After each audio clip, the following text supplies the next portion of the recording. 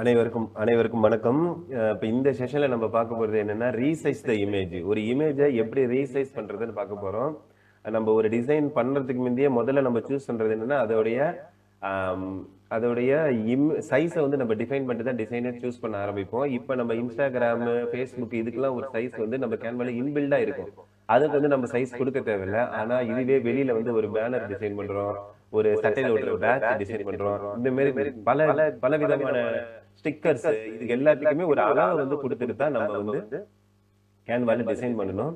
இப்ப இந்த அளவுல நம்ம பண்ணி முடிச்சிட்டோம். பண்ணதுக்கு அப்புறம் இல்ல அதோட 1 இன்ச் கூட வச்சு கொடுங்க, அகலம் வந்து 3 அடி, உயரம் 4 அடி இருக்கு, இதை அப்படியே மாத்தி வச்சு கொடுங்க அப்படின்னு நம்ம கிளைண்ட் கேட்டாலோ, இல்ல நம்மளே அந்த டிசிஷனை மாத்தி எடுத்தாலோ, அதை எப்படி கேன்வால ஒரு ரெடி பண்ணி முடிச்ச இமேஜ் சைஸை ரீசைஸ் பண்றது அப்படின்னு பார்ப்போம்.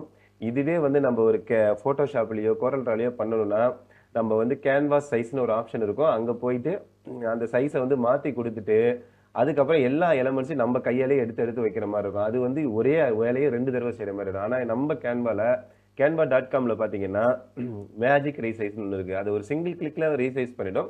இருந்தாலும் சில விஷயங்கள் அதை நம்ம நோட் பண்ண வேண்டியது இருக்கு. அதை தான் நம்ம இப்போ பார்க்க போறோம்.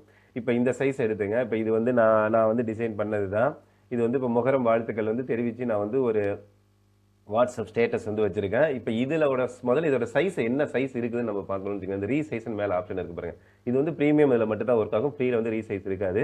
இந்த ரீசைஸுக்கு போயிட்டீங்கன்னா இங்கே கீழே வந்து நிறைய ஆப்ஷன் இருக்கு. கஸ்டம் ரீசைஸ் அப்படிங்கிற இடத்துக்கு போங்க. கஸ்டம் ரீசைஸ்க்குன்னு போனீங்கன்னா இப்போதைக்கு இது என்ன சைஸ்ல இருக்குதுன்னு காட்டும். With, height, பிக்சல்ல. இப்போ இது வந்து 940 வித்லயும் 788 ஹைட்லயும் பிக்சல்ல இப்போதைக்கு இது இருக்கு. இப்போ இதுக்கு கீழே பார்த்தீங்கன்னா சேவ்டுன்னு போட்டு நிறைய ஆப்ஷன்ஸ் காட்டுது பாருங்க. இப்போ இதெல்லாம் என்னென்னா நான் அடிக்கடி யூஸ் பண்ற சைஸ். இப்போ அதுவே காட்டு. இப்போ நான் அடிக்கடி யூஸ் பண்ற சைஸ் ஏதாவது வேணும்னா நம்ம இதிலே சூஸ் பண்ணிக்கலாம். இப்போ நான் புக்கு இந்த இது பார்த்தீங்கன்னா 221.9 x 285.4 அப்படிங்கிறது நான் ஒரு புக்கை வந்து டிசைன் பண்றது. அடிக்கடி இந்த புக்கு வந்து டிசைன் பண்ணிக்கிட்டே இருப்பேன். அப்போ நான் ஏதாவது A4 ஷீட்ல ஜென்ரேட் பண்ணிட்டேன்னா இதை ஜஸ்ட் கிளிக் பண்ணி ரீசைஸ் கொடுத்தேன்னா எனக்கு ரீசைஸ் ஆயிடும். இப்போ நான் இதை வந்து ரீசைஸ் பண்ண போறேன். என்ன பண்ண போறேன், அப்படியே உல்டாவா பண்ண போறேன் பாருங்க. இந்த இடத்துல 788, இந்த இடத்துல 948 கொடுத்துட்டு 2 ஆப்ஷன் வரும். Copy and resize this design. இப்போ காப்பி அண்ட் ரீசைஸ்ன்னு கொடுத்தீங்கன்னா இந்த ஒரிஜினல் ஃபைல் இப்படியே தான் இருக்கும். புதுசாக நம்மளுக்கு ஒரு ஃபைல் வந்துடும். ரீசைஸ் திஸ் டிசைன் கொடுத்தீங்கன்னா இந்த ஃபைலே மாறிடும். நம்ம எப்போதுமே காப்பி அண்ட் ரீசைஸ் தான் கொடுக்கணும். ரீசைஸ் திஸ் டிசைன் கொடுக்காதீங்க. ஏன்னா ஒரிஜினல் ஃபைல் நம்ம எப்போதும் வச்சுப்போம். ஏதாவது ப்ராப்ளம் வந்து நம்ம கண்ட்ரோல் இசட் கொடுத்து மாற்ற முடியாது. இப்போ என்ன செய்யறேன், நான் காப்பி அண்ட் ரீசைஸ் கொடுக்குறேன்.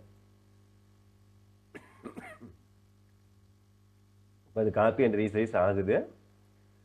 ஆன பிறகு பார்த்தீங்கன்னா பாருங்க ஓப்பன் அப்படின்னு சொல்லி வருது பாருங்க. கொடுத்துட்டீங்கன்னா அவ்வளோதான், இன்னொரு ஃபைல் ஓப்பன் ஆயிடுச்சு வந்துச்சு பாருங்க. இப்போ நம்மளுக்கு உண்மையிலேயே இன்னொரு ஃபைல் வந்து ஓப்பன் ஆகி வந்துடும். பழைய ஒரிஜினல் ஃபைல் அப்படியே இருக்கும். ஏதாவது சேஞ்சஸ் நம்ம பார்த்துக்கலாம். இப்போ இதில் பார்த்தீங்கன்னா பாருங்க மாறிடுச்சு. ஆனால் லைட்டாக வந்து நம்மளுக்கு செட் ஆகலை. அப்போ நம்ம வந்து என்ன லைட்டாக செட் பண்ணிக்கணும். லைட்டாக வந்து நம்ம செட் பண்ணிக்கணும். அதை இந்த எலமெண்ட்ஸ் எல்லாம் கொஞ்சம் லைட்டாக மூவ் பண்ணிட்டு கொஞ்சம் வந்து நம்ம இதை செட் பண்ணி வச்சுக்கணும். ஆனால் பெரிய அளவு சேஞ்சஸ் இல்லை பாருங்க, அப்படியே தான் இருக்கு பாருங்க. இப்படி நான் அப்படியே மூவ் பண்ணிக்கிட்டேன்னா எனக்கு மூவ் ஆகுது பாருங்க. அவ்வளோதான்.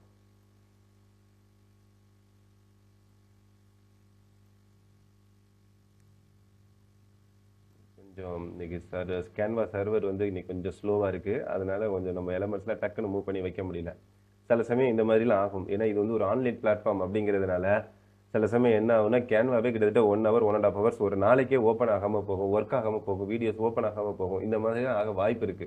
நிறைய ஃபைல்ஸை உள்ள வச்சிருப்போம், அர்ஜென்ட்டாக ஒன்று கேட்பாங்க. பட் கேன்வா அவங்க வந்து ஏதோ கேன்வாவில் வந்து ஒர்க் பண்ணிட்டு இருக்கிறோம், we are working on that அப்படின்னு ஒரு மெயில் அனுப்புவாங்க.